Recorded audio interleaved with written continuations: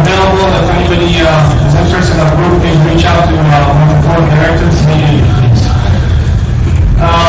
This past Muharram, we had the honor of having a wonderful scholar among us, Sheikh Ahmad, from the Imam Hosain, alhamdulillah, beautiful speeches.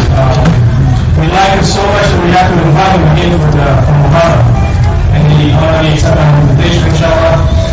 It's our honor to have him have someone else again. I present you, Sheikh Ahmad sallallahu alaihi wasallam.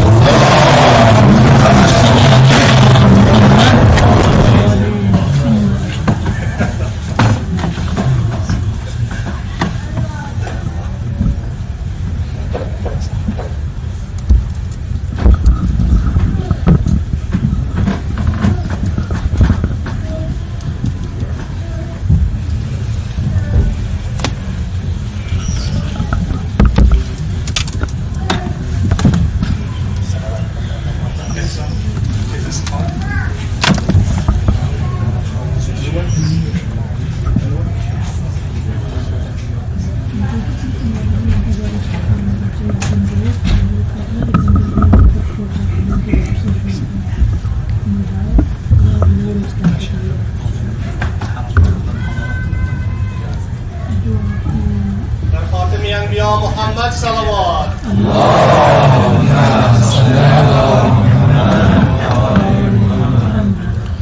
أعوذ بالله من الشيطان الرجيم بسم الله الرحمن الرحيم وصلى الله على سيدنا ونبينا وحبيب قلوبنا أبي القاسم المصطفى محمد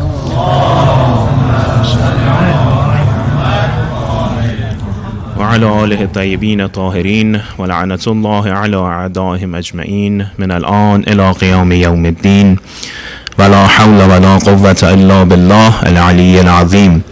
فقد قال الله الحكيم في محكم كتابه أعوذ بالله من الشيطان الرجيم بسم الله الرحمن الرحيم يا أيها الذين آمنوا أطيعوا الله وأطيعوا الرسول وأولي الأمر منكم. Recite a second salawat, please. Allahumma salli ala Muhammad wa ali Muhammad. And inshallah a third salawat in honor of Imam Hosain, Abu Abdullah al-Hussein, the Mazloom of Karbala. Allahumma salli ala Muhammad wa ali Muhammad. And inshallah your fourth salawat and your loudest of salawat in honor of Imam of Time, Hazrat Sahib al-Asr wa Zaman, Ajjalallah ta'ala farajahu al-Sharif. Allahumma salli ala Muhammad. And let's not forget all the marhumin and marhumat, especially the newer of the marhumin and marhumat, by reciting your last and fifth salawat followed by Surah Al-Fatiha. Allahumma salli ala Muhammad wa ala Muhammad. Bismillah ar-Rahman ar-Rahim. Alhamdulillah.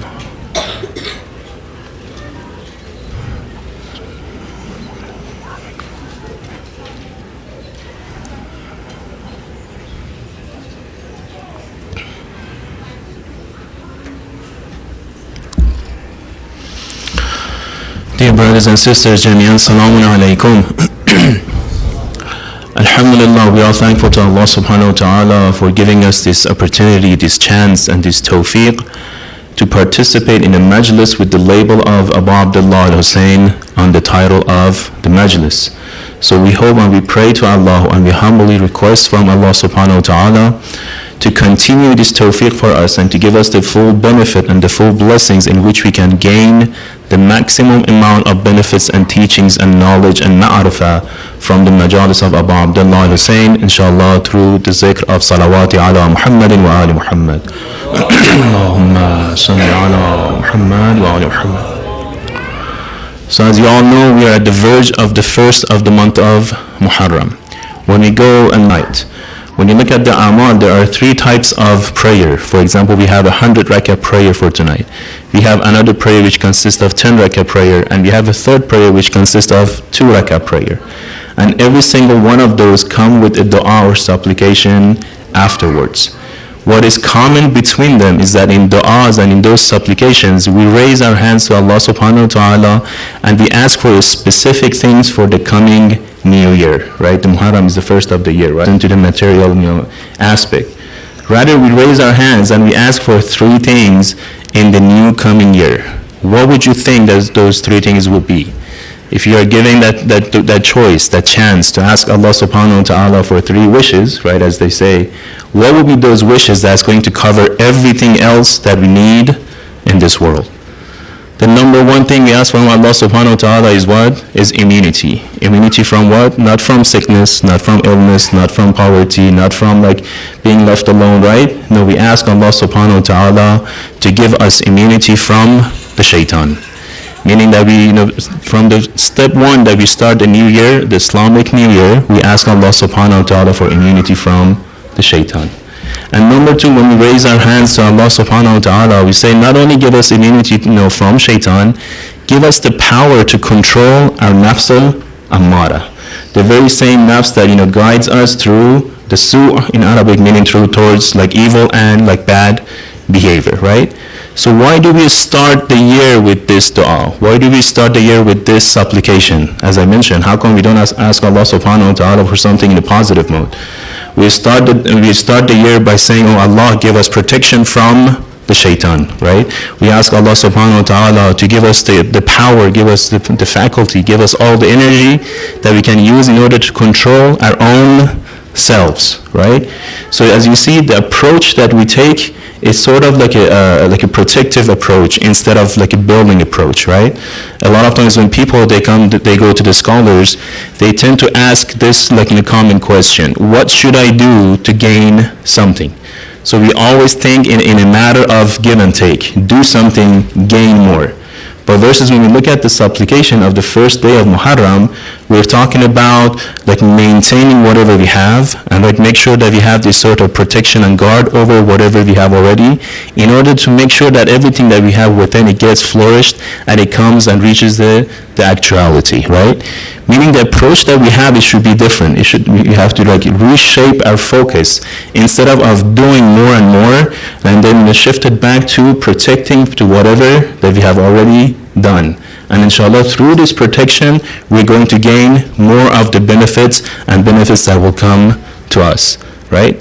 So that's why they say, like when you look at the Sunnah, we have this hadith that says the Holy Prophet of Islam said that, I like to see the people of my nation, I like to see my ummah in a way that they continue the very same act for a long period of time instead of constantly changing the acts upon acts upon acts and going for new stuff and newer things and newer things.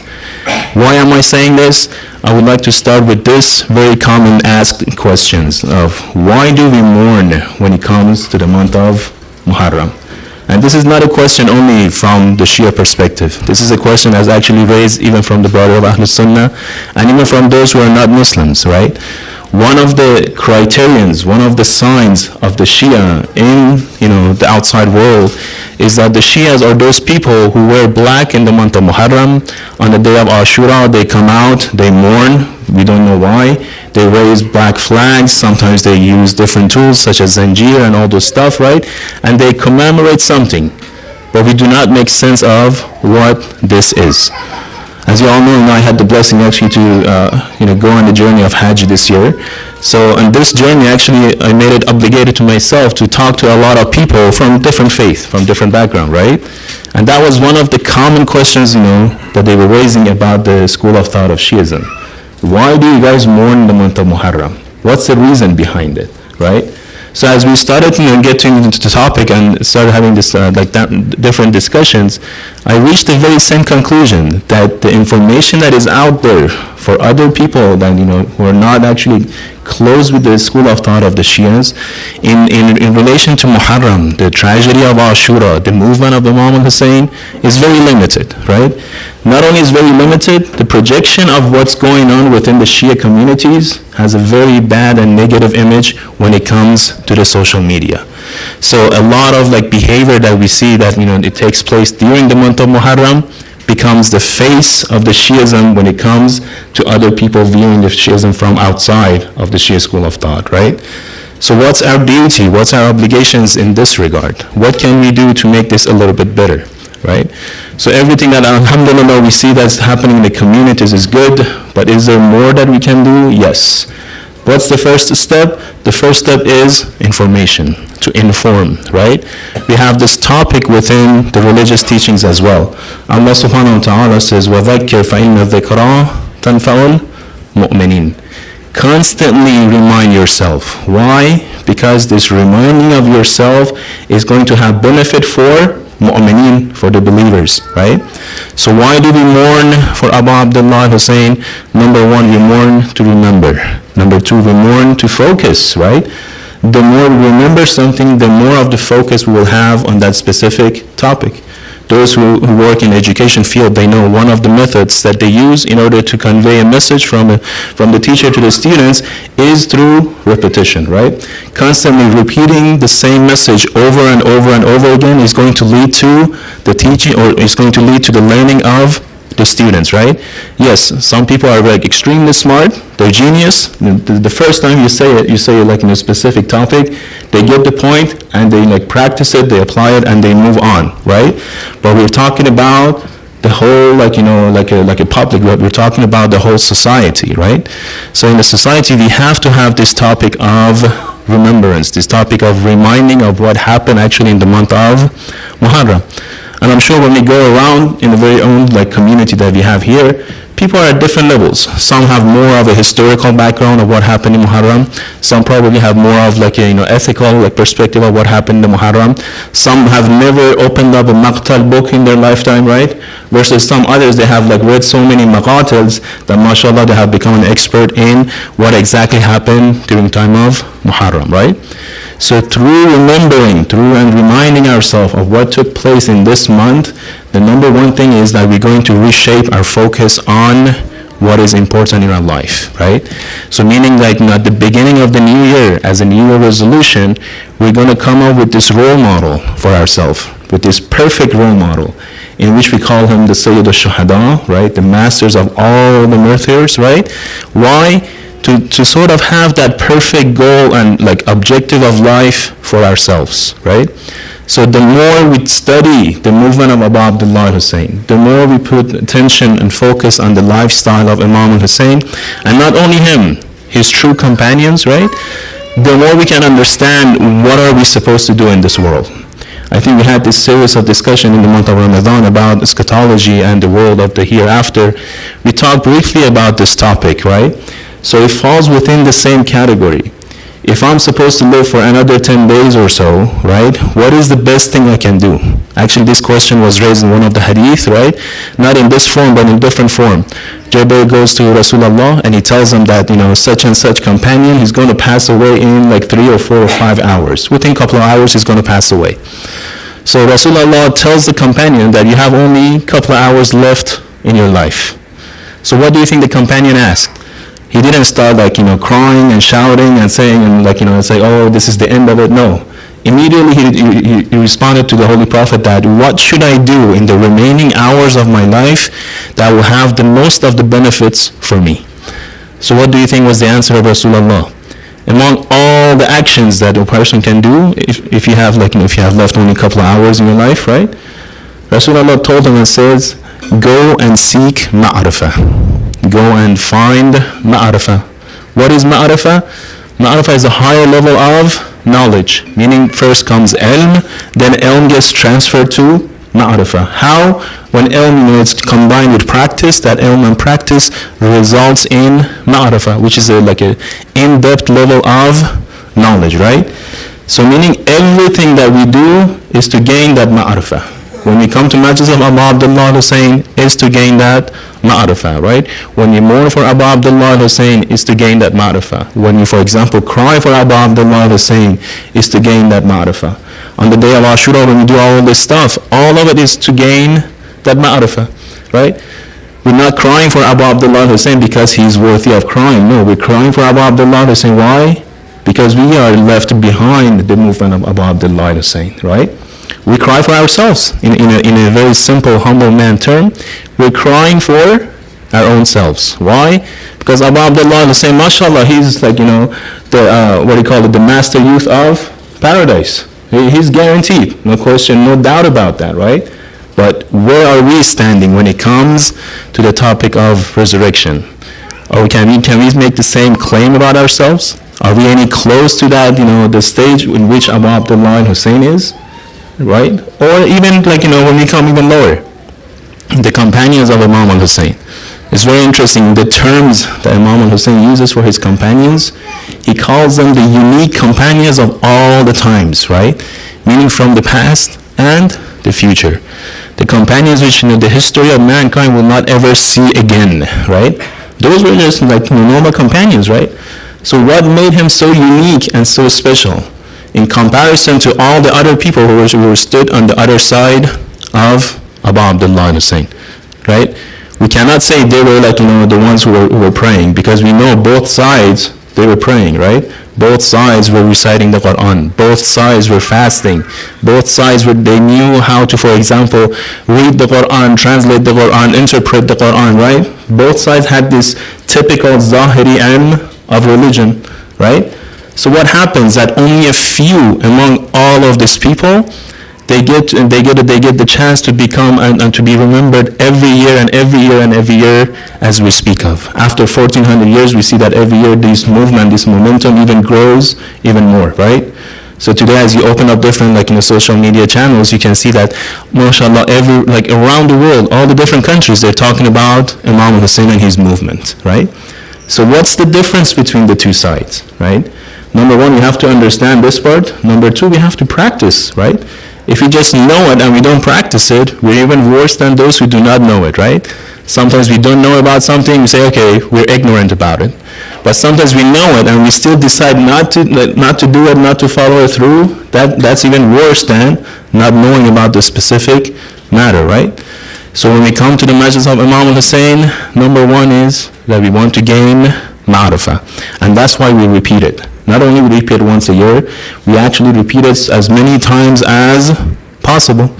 One of the great urafa, Ayatollah Qazi, he was saying the one thing that I recommend for everybody is the majlis of Imam al-Hussein, meaning the zikr masa'ib of Abu Abdullah al-Hussein. He says do this as much as possible. And it doesn't have to be a lot of people. No, you can do it with 2 or 3 people. As long as you get 2 or 3 brothers or sisters together, you can have a majlis of Imam al-Hussein, right? It doesn't have to be only in Muharram, no, throughout the year, right? And he actually gives us the specifics. He says, in the minimum amount, at least try to have one majlis of Imam al-Hussein per week. Then he talks about the reasons of it, right? He says because the only path, he specifies this, the only path in which it removes all the obstacles, we're talking about spiritually and material obstacles, right, is the path of mourning and crying and having the majlis of Abu Abdullah al-Hussein. So what's in the majlis of Imam al-Hussein, right? That's part of the ma'rifah. What do we gain out of it?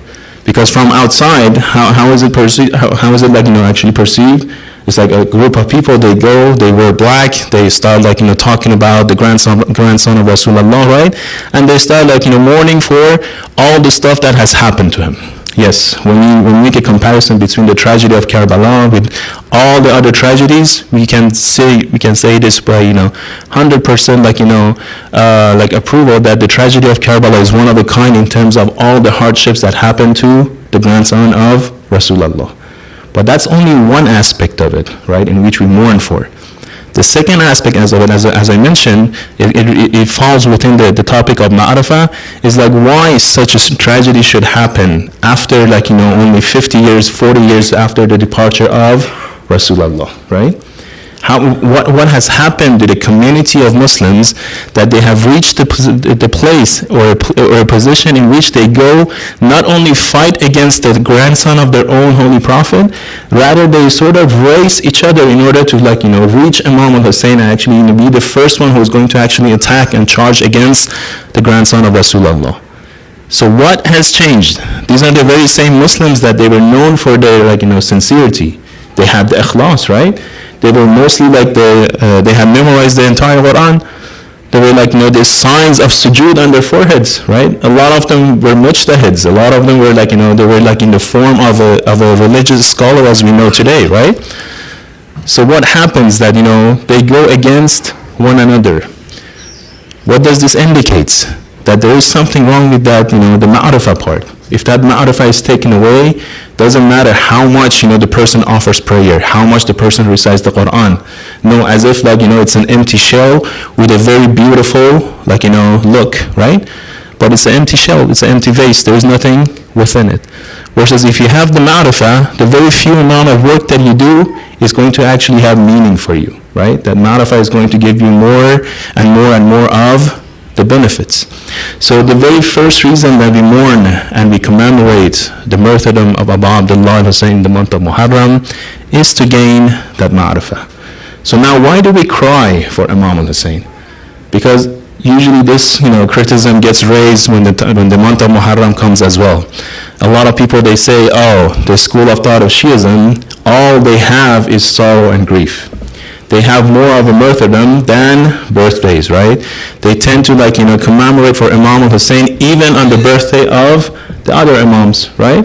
Why is it constantly crying and being sad? Can they be happy? Can they celebrate? Can they enjoy the life, right? All these modernized speeches, right? What do we answer to that one? We say, of course, there are different approaches when it comes to the matter of grieving and to the matter of being sad. Crying for something doesn't necessarily mean that we're going to become depressed in the long run. Actually, it could be completely opposite. How is that possible? Because we say it depends on what's the topic that we're crying for, what's the topic that we are mourning for, right? If you are mourning for something that is so pure, and in the fact it is like a chosen one, right? This crying is going to make us get closer to that purity, right? And we know the more purity we gain, the more piously that we gain, right? The more our soul gets cleansed, the more happiness and joy we will have in this very life, right? Let alone the hereafter. So the more we cry for Abu Abdullah Hussein, the more we cry for the tragedy of Karbala, in a way we are helping our own selves. We are elevating our souls just by attending the majlis of Abu Abdullah Hussein. Just by trying to express our our sadness, our sorrow and our grief for the grandson of Rasulullah, right? Very simple path, very easy path in a way, right? But then again, remember, this doesn't mean that we can just attend the majlis of Imam Hussein and leave alone everything else, right? That's a third topic that comes up, right? They say, how come, we see the Shia communities, they come out, they commemorate the martyrdom of Imam Hussein and the month of Muharram, and they do matam all night, mashallah, but when it comes to the morning prayer, they oversleep and they forget about the morning prayer, right? We cannot take one mustahab act and forget about what is wajib. We cannot take one of the mustahab act and forget about, for example, the right of other people. No, everything in its own position, right? And that's why Imam Hussein actually rose against the Yazid of the time, right? He didn't rose for becoming a Khalifa. He didn't he didn't make his movement to actually gain this material benefits. No, the very same purpose he mentioned in his khutbah, in his sermon, that the only reason that I'm rising against the Yazid of the time is because that I see this diversion in the sunnah of my grandfather, right? The sunnah has changed, right? The method of life has changed. The lifestyle has changed. The value have changed, right? Everything has become upside down in a way that you can see the Khalif of the time going out in the public and doing sinful act in the public without any shame. And there's nobody there to say, hey, what are you doing? You're the Khalif of the Muslims, right? That is why I am rising against, for example, the Yazid of the time, right? So what do we again gain from this one? Is that everything we do in the month of Muharram, it should again gives us more power and more power to do what? To pertain ourselves within the Sirat al-Mustaqim, right? We should get energized to do what? To obey Allah subhanahu wa ta'ala even more. The path of obedience. This path of obedience is not going to go away, right? It's going to actually become even more deeper and stronger and more thorough as we go along, right? So what are those motivation factors? Number one is the majlis of Abu Abdullah Hussein. A lot of times we say, why do you have the daily prayers, 5 times daily prayers? We say, to get re-energized 5 times a day, right? Then we have this super boost energy or motivation factors. The highest one, the most elite one is the majlis of Abu Abdullah Hussein. So what has Abu Abdullah Hussein done for all of these benefits to be falling within his majlis. As you all know, Al-Imam Amini, he has this famous book of Al-Ghadir, right, 18 volumes, right? On the 6th volume, if I'm not mistaken, he talks about this group, right, who were actually making a journey to Karbala, right?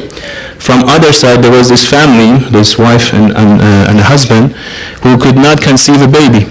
So they made a nadhr, they made this oath to Allah subhanahu wa ta'ala, that if you grant us a child, we're going to make sure that we'll upbring this child in a way to go and actually kill those who are actually making a journey to the land of Karbala. They were non-believers in the topic of Walayat, and they were Nasabis, right?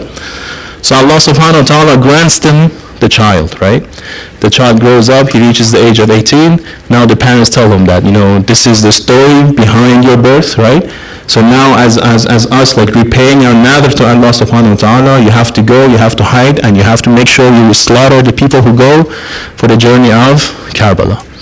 So he, being the son of the family, he tries to respect the parents, right? So he says, yes, I will do it, and I will do it with, with sincerity. He goes, he finds a hideout, and he's waiting for the first caravan to pass by. It happens that, out of the tiredness from the journey, he falls asleep. The first caravan passes by him, right? As the caravan passes by, as you know, the olden days, they were going from all these roads that were filled with dust, right? So this dust goes to the air, and then once it settles down, right, some of the dust gets settled down on his face as well. He gets up, right? He just shakes off the dust, right? And then he looks around and says, oh, the caravan has gone. So he waits for the second caravan, right, to come so he can actually attack them. Again, he falls asleep. But in that sleep, he has a vision. What does he see in the vision? He says that it's a day of resurrection, it's a day of Qiyamah. So they're calling everybody, to their groups. For example, those who have offered salat, those who have fast, those who have paid the khums, those who have paid the zakat, right? Those who have memorized the Quran, right? Now they talk this whole new group, and they tell them that you guys can enter the heaven without any question, without any hisab, without any reckoning, right? Without any accountability. Who are those? They call them the Azadar of Imam Hosain, the mourners of Abu Abdullah Hosain. So they start calling out the names, and he was saying groups and groups and groups of people were going towards this category of people, and all of a sudden I hear my name being called out as well.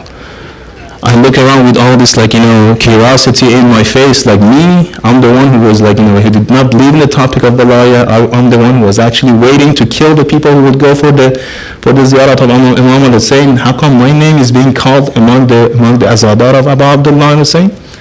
One of the angels comes out to him and says, this is because the dust of the Azadar or the Zahir of Imam Hosain landed on your face. And because of the barakat of this dust of the Azadar of the Imam Hosain landed on your face, Allah subhanahu wa ta'ala has granted you this stage of being part of the mourners of Imam Hosain. So there you go, you can go and you can enter the heaven. This is one story. The second story I will tell is that one of the scholars in Najaf, he had this neighbor who was again a person who did not believe in the topic of imamat.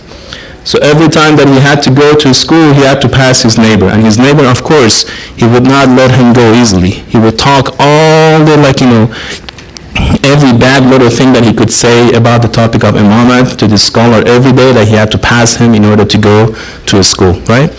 So, of course, being in a position of a scholar, he had to be patient. So he had tolerance with him. He did not say anything for the first day, 2 day, first month, second month, third month, right? For a whole year, he did not say a single word to this neighbor, right? After a while, he got fed up with him. It was bottom line, every day he's telling me something, and every day I'm just passing by, I'm saying Allah is greater, I'm not paying attention to him, right? It's like when you face a jahil, you say, Qalu salama, right? But one day, he finally reached the position. I was extremely, he had a very difficult day. As he was about to leave his house and go to the Najaf for the ziyarat and for his studies, the neighbor turns around and he tells him one of the worst curses that he can do to Amir al-Mu'mineen. So the scholar gets very offended, right?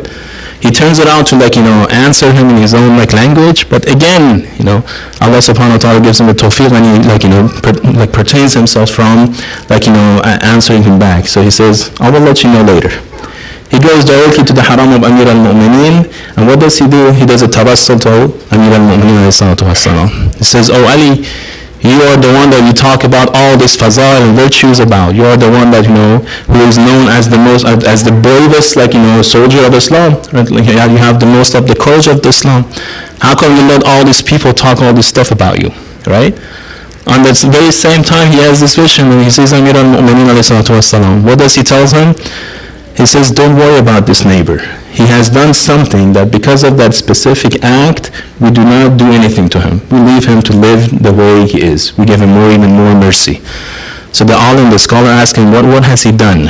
What is that single act that he has done which has given him so much mercy in his life? And Imam turns and says, one day he was all alone by the Furat River, by the Euphrates River, right? And as he was looking at the water going through, he reminded himself of the tragedy of Karbala, just the story of the Karbala, right? And when he was thinking about the story of Karbala, right, he reached the conclusion that, what Umar Asad and Ubaydullah ibn Ziyad did to Imam Hosain, this was not a justice act. It was an injustice act. This was like a zulm. This was like oppression. Out of this oppression, when he was thinking about the story of Imam Hosain, one drop of tear unintentionally dropped from his ear, from his eye down to the river. For that single drop of tear that he shed for Abu Abdullah Hussein, we're going to give him time and time and time till the day of resurrection. The alim wakes up. He goes back home. On the way back, again the neighbor sees him. And he asks him, okay, so what happens? Did you go to your mullah? Did you cry to your mullah? Well, what did your mullah do, right? The alim looked at him, he smiled, and he told him, do you know what my mullah told me about you? He says, no, what did he tell you about me? He said, he told me on that day, remember you were sitting by the Furat River, and you remembered the story of Karbala? And you shed one tear for Abu Abdullah Hussein, saying that, they did not do a good job of blocking the water from Abu Abdullah Hussein. That one tear has been saving you for all this time and for all of your false language that you have been using for this amount of time. The person looks at him and says, how do you know about this? Not even my wife knows about this. Nobody knows. I was all alone. I had forgotten about this moment. How do you know about this one, right? It transforms him, right? He starts running towards the haram of Amir al-Mu'mineen. And from that day on, he becomes a believer of the topic of vilayat, right? So why do we come to mourn for Abu Abdullah Hussein? Because we say the very first step we take in terms of, let's say, religion, theology, everything you can say that actually has purpose to us is a matter of this question, that whether the unseen world exists or not. The very, key question that everybody tends to ask and seeks answers for. And it's common questions between us and non-Muslims, between us and non-believers as well. Is there the alam al-ghayb or not? Is there the unseen world or not, right?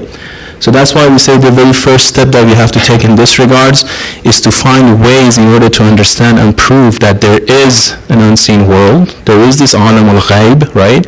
In which we have to get prepared for, right?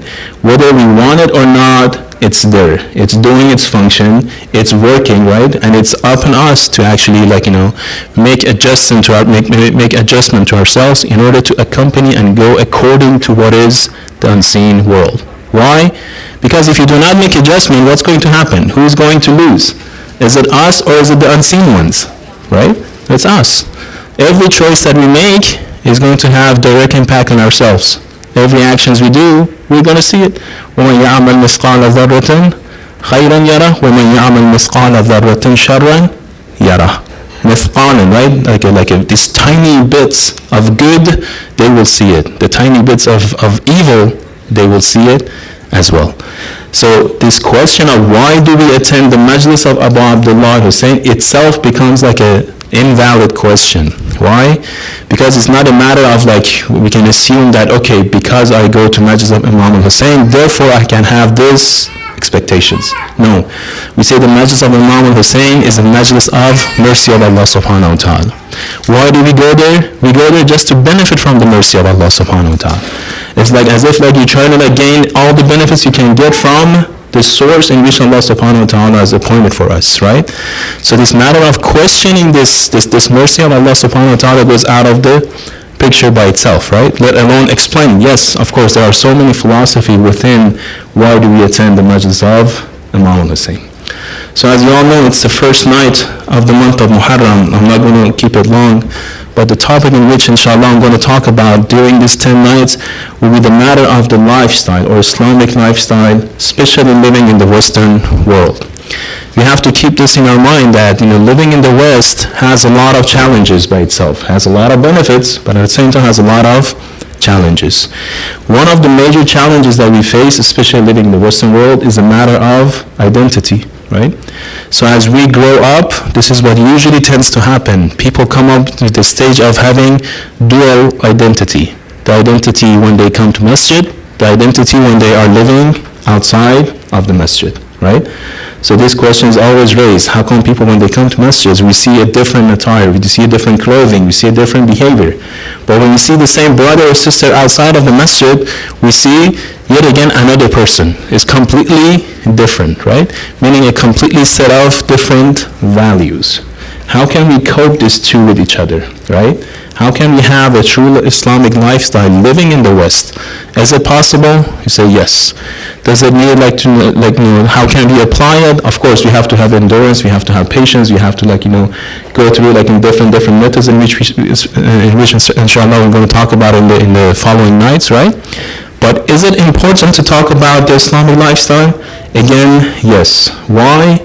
Because we say Islamic lifestyle is going to cover basically whatever we're going to do for the rest of our lives.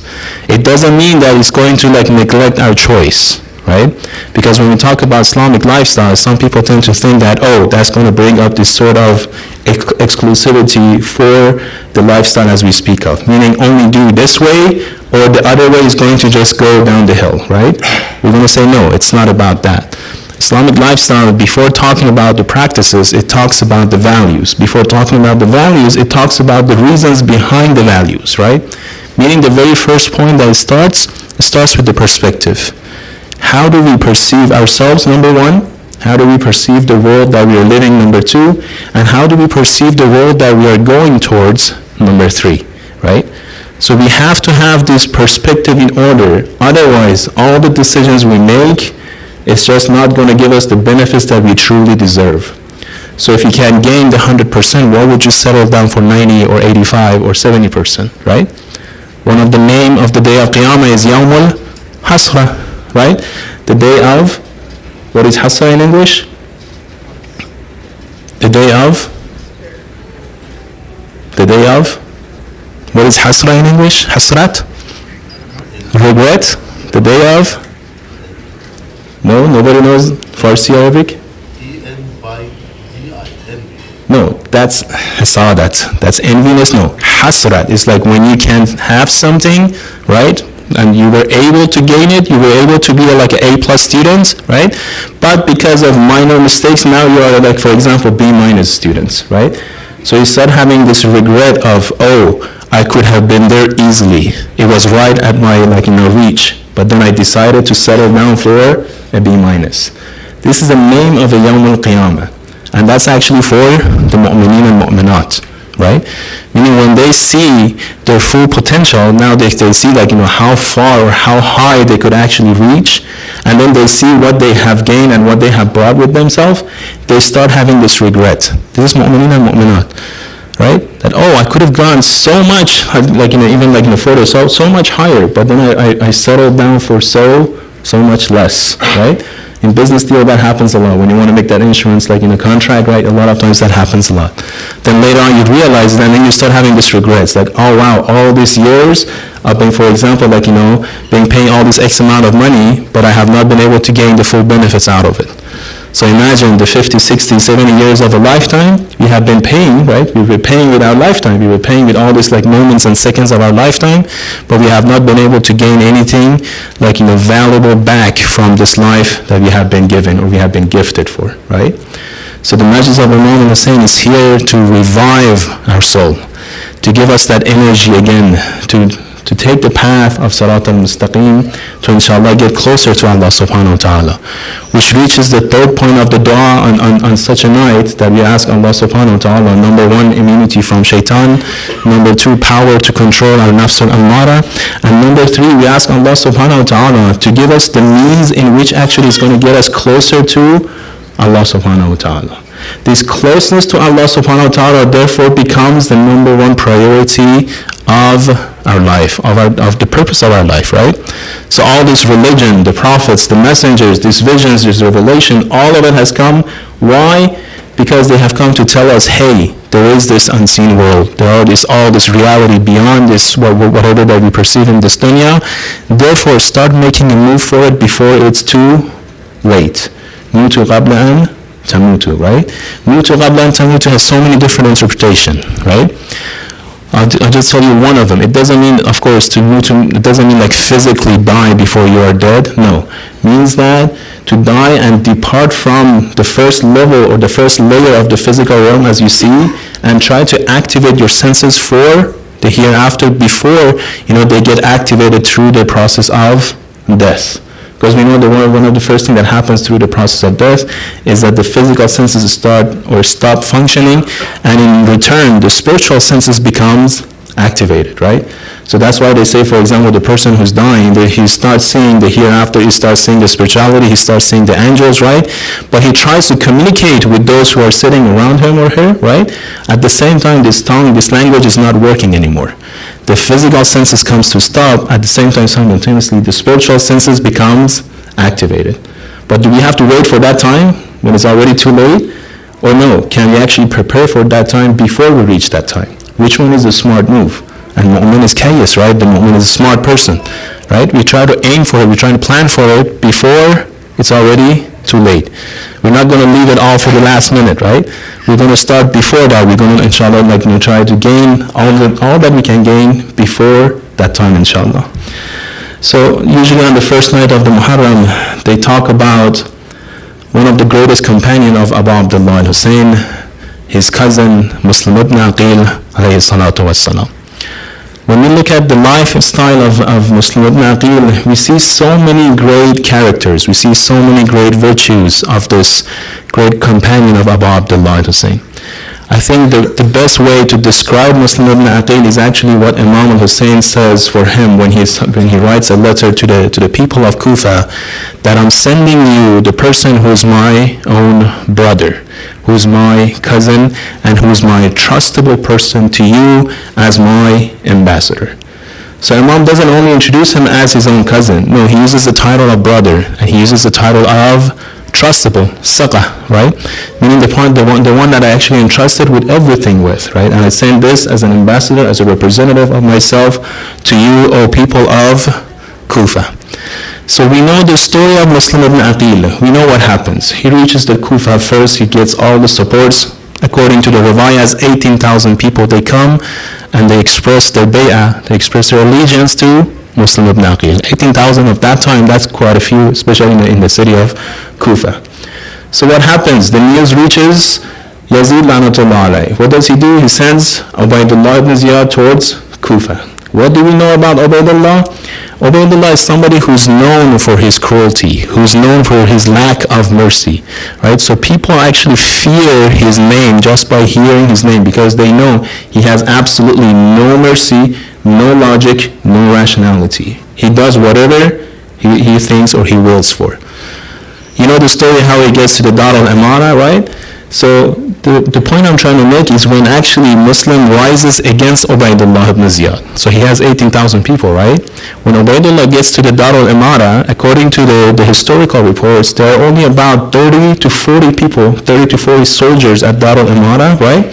Plus the family of Ubaydullah ibn Ziyad. And of course, Muslim rises against Ubaydullah. Why? Because Ubaydullah, takes Hani as hostage. Who's Hani? Hani is the one that Muslim went to his house. They plotted to actually kill Ubaydullah when he comes to visit him, as Hani was sick, right? So when he realizes that there was a plan for terror, on the next day he calls Hani ibn Urba to his palace, to Dar al-Imara, and then he captures him, he puts him in prison. When he puts him in prison, then Muslim calls for an uprising against Ubaydullah ibn Ziyad. Out of the 18,000, 4,000 people, they say they're ready to actually accompany Muslim ibn Aqil against Ubaydullah ibn Ziyad. So they go and they actually surrounded the entire Dar al-Imara, 4,000 people in comparison to one building with 30 or 40 soldiers inside. How long is it going to take to break in, right? But Muslims, because he had specific orders from Abu Abdullah Hussein not to go too harsh on the people of Kufa, right? He goes in a peaceful way. He says like we're going to make sure that we have control of the Dar al-Imara, and we try not to start a battle. We try not to shed the first blood, right? And we wait for them to surrender themselves to ourselves. So at the meantime, what does Ubaydullah ibn Ziyad do? He starts sending specific people to their tribes, and he starts using this very unique strategy of divide and conquer. So he sends Muhammad ibn Ash'as to the Kendi tribe, and he sends these other people to other tribes, and they start talking about the differences between the tribes, right? So little by little, these 4,000 people united for a good cause, they become distributed in smaller groups, and every group finds the differences between each other. So what happens, the common goal goes outside of the picture. Now they're talking about all these differences that we have. Oh, we want this, you guys want that. We speak this way, you will speak that way, right? So little by little, they start scattering around from Muslim ibn Aqil, right? So the number gets reduced down to a lower number and lower number and lower number, and of course the families, they come to play, and they take away a lot of soldiers from the side of Muslim ibn Aqil, right? To the point that we know by the time of the Maghrib prayer, when Muslim finishes up the Maghrib and Isha prayer and he comes out of the masjid, there are nobody left there to actually show their support for Muslim ibn Aqil. From 18,000 to 4,000, from 4,000 to nobody, right? In just in half a day, you can say this happens. How quickly people change, right? So Muslim Aqil comes out of the masjid, but he doesn't have anywhere to go. We have it in the reports. He starts walking between the alleys. He gets on the horse. He cannot leave the city of Kufa. Why? Because Ubaydullah has placed guards on the gates of the Kufa in order to capture Muslim ibn Aqil. So he goes from one alley to another alley, from one alley to another alley, right? He gets tired, he's thirsty, and he's he needs a shelter. He leans against a house, right? In that house there is this lady named Toa. She comes out and she's searching for her son because her son has gone out and he has not returned for such a long time, so she's worried about him. She comes out the first time, she spots Muslim ibn Aqil, she doesn't say anything, she goes back. In a little bit time later, she comes out again and she spots Muslim ibn Aqil one more time. So she raises this question, what is it that you want here, O stranger, right? Imagine Muslim ibn Aqil, the son of Aqil, the uncle of the Ahlul Bayt, who's a stranger in the city of Kufa, where his uncle Ali ibn Abi Talib was actually the governor of that Kufa. What do you want here, O stranger? Muslim ibn Aqil looks at her and says, I don't want anything here, I'm just looking for a glass of water or something, or shelter, somewhere that I can actually rest for the night. The lady goes back inside, brings a glass of water for him, and gives him the water, and then once the Muslim drinks the water, she takes the glass back and she goes in. Then again she comes back and says, oh Muslim, she doesn't know his name, right? Oh stranger, how come you're still here at my door? Don't you think at this time of the night, right, the stranger being here at the side of my door, that's going to have a bad image for me, bad repetition for me in the town? Who are you? Why are you here? How come you don't go back to your family? Don't you have a house to go to? Don't you have a family to attend? Muslim raises his hand to the sky and says, oh, you don't know what's going on. Do you know who I am? I am the one that the entire city of the Kufa are looking for. I am the one who was invited here with 18,000 different letters and different people. Yet again, I have no supporter at this time. I am the one who has been left all alone by himself in the strange land of Kufa. I am Muslim, the son of Aqil. When it says Muslim, the son of Aqil, the lady realizes that, oh, he is the great companion of Abu Abdullah Hussein. She says, oh, come on in, be my guest for the night. I don't have much to offer, but I'll give you the best that I can. So she prepares this room for Muslim ibn Aqil. She brings some food, but we have it in the reports that Muslim doesn't eat anything. He stays the whole night up for praying and ibadah. At the morning time, after the morning prayer, he sleeps for a couple of minutes. When he gets up, he starts crying. The lady hears the cry of the Muslim, so she asks, why are you crying? Muslim ibn Aqil says, I just had a vision and I saw Amir al-Mu'minin Ali ibn Abi Talib. He was telling me, Al-Ajal, Al-Ajal, Al-Ajal, come to us, come to us, come to us, haste towards us, come to us even faster. I realize that there's not much left in my life, and whatever is left is so few amount of minutes that in comparison to the hereafter is nothing. As he was talking this to this lady, then comes the army of Umar Assad looking for Muslim ibn Aqil. According to some reports, close to 300 soldiers, they come after Muslim ibn Aqil.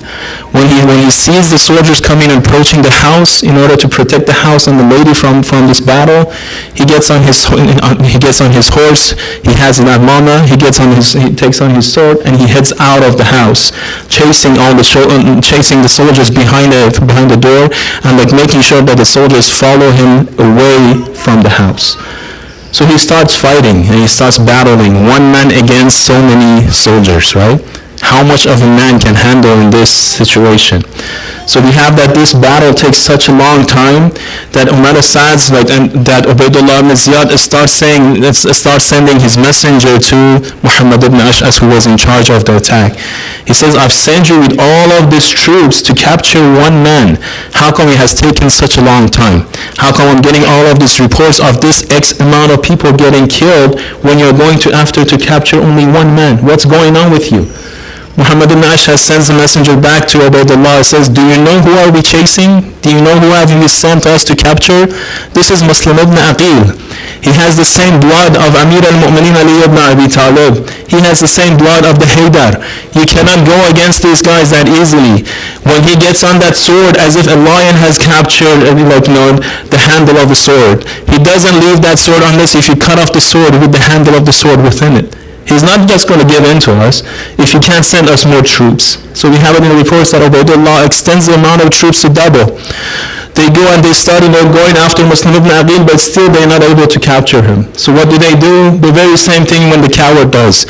They call for this united attack on Muslim.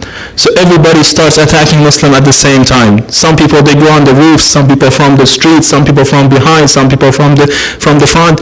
Everybody starts attacking Muslim with whatever they have. From the roofs they were throwing rocks and arrows. From the ground they were attacking him with swords and spears. They start attacking him from left and right. He continues to fight back. One Najib gets close and hits Muslim ibn Aqil on the face with the sword. The sword cuts through the lips of Muslim ibn Aqil, hitting his teeth.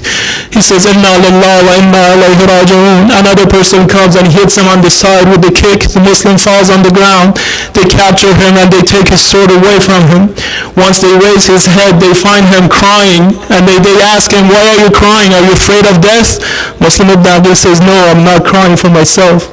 I'm crying for my master. I'm crying for Imam Hosain.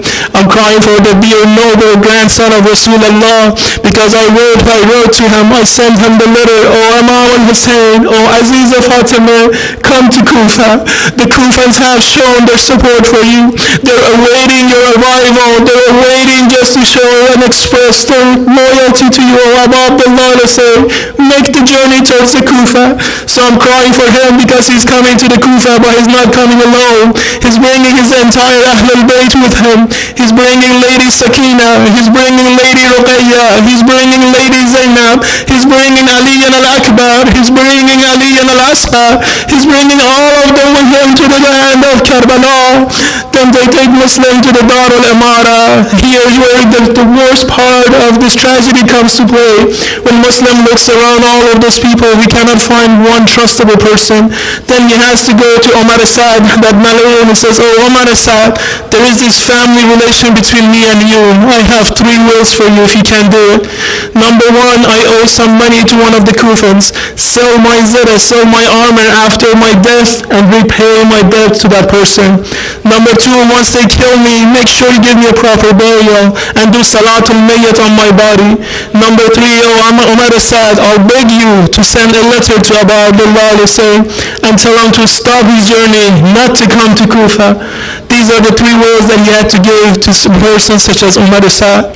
They say they take him to the roof. As they were taking Muslim ibn Aqil to the roof, he was constantly saying, Allahu Akbar, Allahu Akbar. Allahu Akbar. Just reminding us of how Amir al-Mu'mineen on the night of the 21st, on the night of the 19th, as he was coming down from the minarets of the masjid, he was saying the tasbih of Allah subhanahu wa ta'ala. They take him to the roof. He asks for the plates of water before he's actually decapitated. They give him water. The first time he tries to drink the water, the drop of his mouth falls within the water. He empties out the water. He asks for the second round. They give him a second glass. The same thing happens. He asks for the third time. The third time, not only a blood, but a piece of his teeth falls within the glass of water. He empties the water and he says, Alhamdulillah, if it was meant for me, if it was my provision, I had to have some of this water, I would have been able to drink it. But now I think there is a higher benefit for this. There is a higher purpose for this. He empties the cup and he says, no, I want to be thirsty when I need my Allah subhanahu wa ta'ala. He looks at the sky and he says, oh Allah, you become the judge between me and this tribe, this cruel tribe who are actually committing oppression. You be the judge, you be the just judge among us and the day of resurrection. They take him to the roof of Dar al-Imara, the very same person who was injured by Muslim ibn Aqil on the attack. He takes out his sword and he hits the Muslim ibn Aqil's neck and separates the head from the body. Then they take the body and they throw it from Dar al-Imara. The body falls down on the ground. Then they take the body and they scratch it on the ground and they take it from the alley to another alley to another alley, just to make sure that people would get the message. They take the head of Muslim ibn Aqil and they send it to Ubaydullah ibn Ziyad, and Ubaydullah ibn Ziyad take the head and he send it to Yazid in Sham, just as the lesson for others to learn from this tragedy. But we have one word to say, La ya'um kayawmika ya Aba Abdullah. O Muslim, when they take you up to the Dar al-Imara, when you ask for a glass of water, they brought you a glass of water 3 times in a row. But O Abu Abdullah, there is no day such as day of you, O Abu Abdullah. On the last day, on the last minutes of Ashura, when Imam Hosain was laying on the plains of Karbala, he had no more energy to move. He had no more strength to actually shout or say anything in return or ask for anything. O Abu Abdullah, how did they treat you when you opened your eyes and you saw that Malun sitting on your chest? O Abu Abdullah, how did you feel on that time? وَلَعْنَةُ اللَّهِ عَلَى الْقَوْمِ الظَّالِمِينَ إِنَّا لِلَّهِ وَإِنَّا إِلَيْهِ رَاجِعُونَ. السلام عليك يا أبا عبد الله وعلى الأرواح التي حلت بفنائك.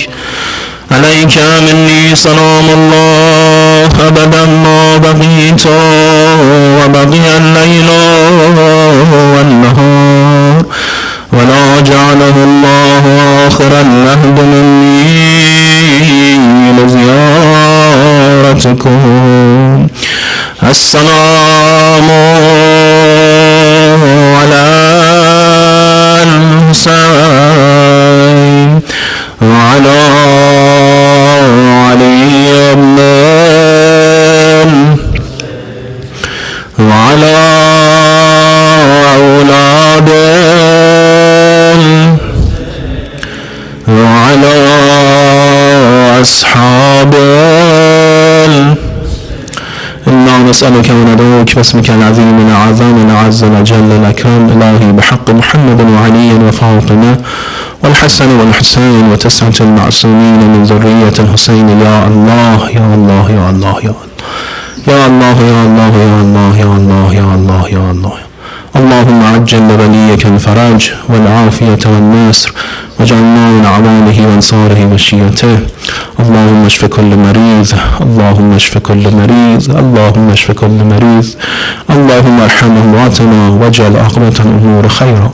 Oh Allah, hasten the appearance of our Imam Zaman. Oh Allah, give us the tawfiq of becoming part of his true companions. Oh Allah, forgive all of our past sins and forgive all of our past ones.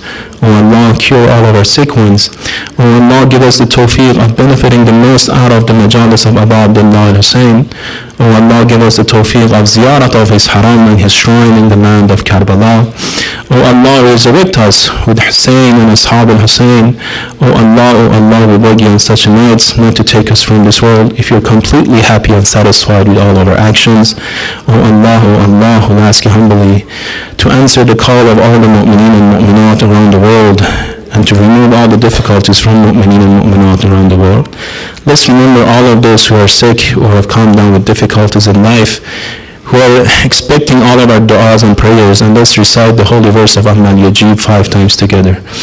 أعوذ بالله من الشيطان الرجيم بسم الله الرحمن الرحيم أما يجيب المضطر إذا دعا ويكشف السوء أما يجيب المضطر إذا دعا ويكشف السوء أما يجيب المضطر إذا دعا ويكشف السوء أما يجيب المضطر إذا دعا ويكشف السوء أما يجيب المضطر إذا دعا ويكشف السوء.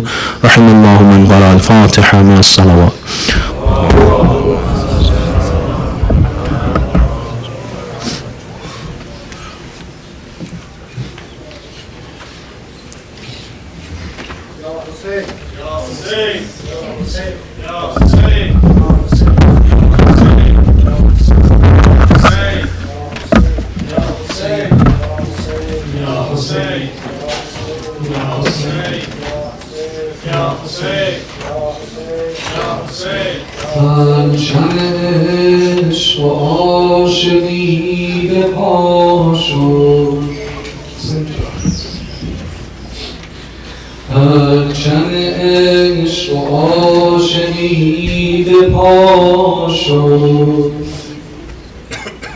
مسلم به قربانی این نوام شد ضامن خون عاشقان خدا شد اولین قتیلم سلیل خلیلم عاشقم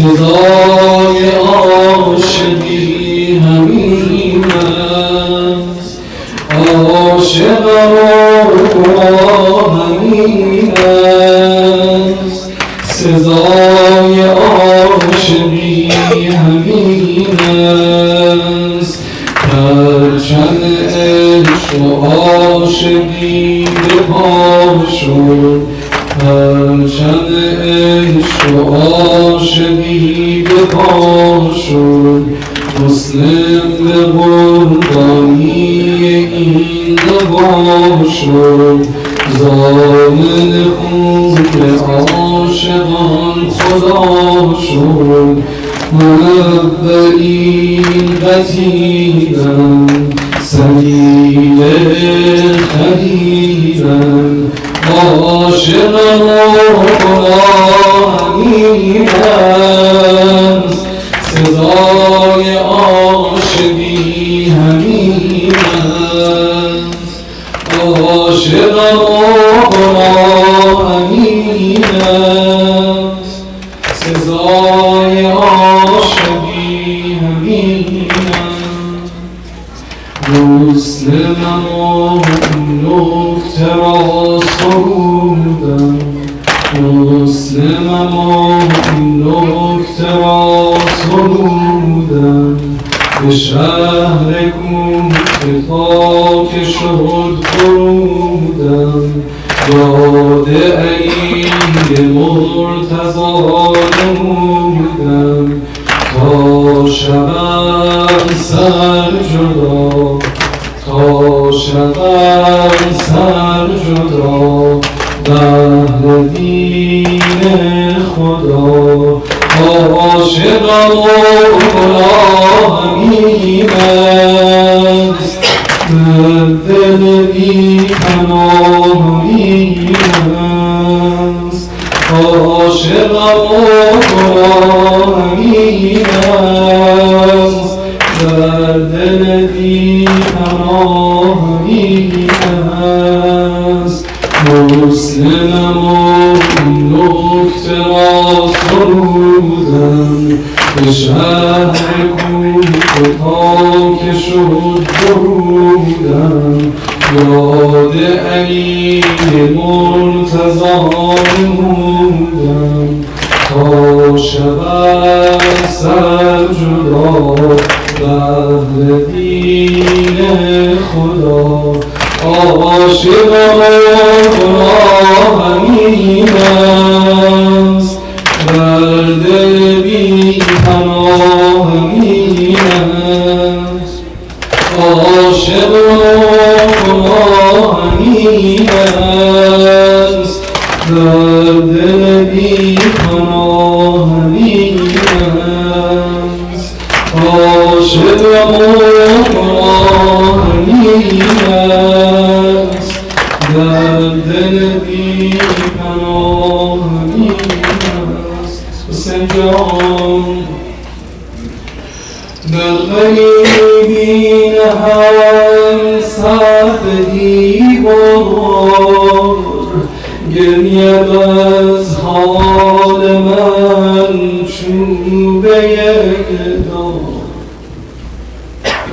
در غریبی نهان ساعت دیوار گرید از حال من چوبه دار کوفه برگشته از کینه برگشت بارس آب و آینه برگشت سیدی سیدی ای حسین جان سیدی سیدی ای حسین جان سیدی سیدی ای حسین جان سیدی سیدی ای حسین جان در غریبی هم صد دیوار در غریبی هم صد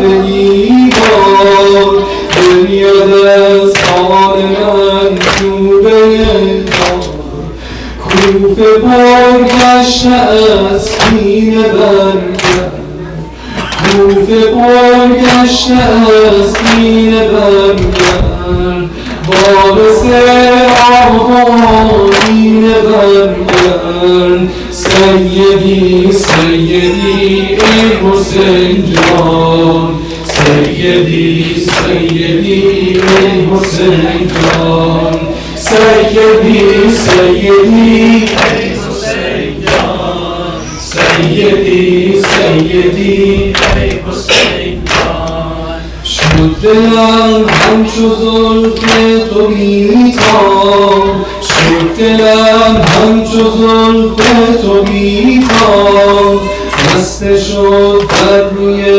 ایمان آب در دل کوچه ها با دل تن در دل کوچه ها با دل تن جای گل بر سرم میخورد سنگ سیدی سیدی ای حسین جان سیدی سیدی ای حسین جان سیدی سیدی ای حسین جان سیدی سیدی ای حسین جان سیدی سیدی ای حسین جان سیدی سیدی ای حسین جان یاد تو شد چراغ شب من یاد تو شد چراغ شب من میچکد خون دل از لب من یاد عشق تو بر من چه سخت است یاد عشق تو بر من چه سخت است گریه پیش دشمن چه سخت است سیدی سیدی ای حسین جان سیدی سیدی ای حسین جان سیدی سیدی ای حسین جان سیدی سیدی حسین جان غم مهمانی دل رسیده غم مهمانی دل رسیده کاروانی به منزل رسیده حاجیان این منال حسین است حاجیان این منال حسین است کعبه در کربلای حسین است کعبه در کربلای حسین است السلام السلام حسین جان السلام السلام حسین جان السلام السلام حسین جان السلام السلام ای حسین جان آسمان ماه مهار آمد آسمان ماه مهار آمد غنچه‌ای بین گهوار آمد غنچه‌ای بین گهوار آمد داغ سه شعله گردید احساس داغ سه شعله گردید احساس در گلوی علی چشم عباس در گلوی علی چشم عباس السلام السلام حسین جان السلام السلام حسین جان السلام السلام ای حسین جان السلام السلام حسین جان السلام السلام ای حسین جان السلام السلام ای حسین جان نیزه بوسد همینجا سریرا نیزه بوسد همینجا سریرا سالبان دزددن دشتری را نیزه بوسد همینجا سریرا نیزه بوسد همینجا سریرا سالبان دزددن دشتری را آتش کین کجا رادیه تو آتش کین کجا رادیه تو نعل تازه کجا سوره نور نعل تازه کجا سوره نور السلام السلام حسین جان السلام السلام ای حسین جان السلام السلام حسین جان السلام السلام حسین جان السلام السلام حسین جان السلام السلام حسین جان السلام السلام حسین جان السلام السلام ای حسین جان النبي آله وأجل اللهم في فرج مولانا صاحب الزمان السلام عليك يا رسول الله يا خاتم النبيين